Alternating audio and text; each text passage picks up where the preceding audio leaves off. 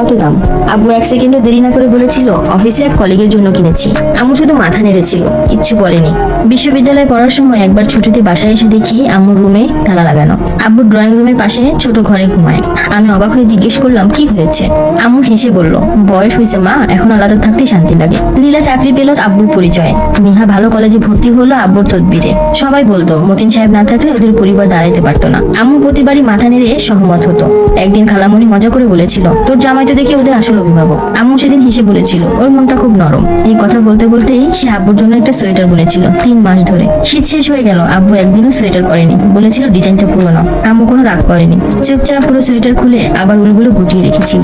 অনেকদিন পরে আলমারি গোছাতে গিয়ে আমি সেই উলগুলো দেখেছিলাম সযত্নে রাখা। আমার বুকটা মোচড় দিয়ে উঠেছিল। সবচেয়ে অদ্ভুত ঘটনা ঘটেছিল নীলার বিয়ের সময়। আম্মু নিজ হাতে তাকে 5,000 টাকা উপহার দিয়েছিল, আর নেহার এঙ্গেজমেন্টে দিয়েছিল আরো বেশি। আব্বু অবাক হয়ে বলেছিল, এত টাকা দেওয়ার কি দরকার? আম্মু খুব শান্ত গলায় বলেছিল, এত বছরের সম্পর্ক, কিছু দায়িত্ব তো থাকেই।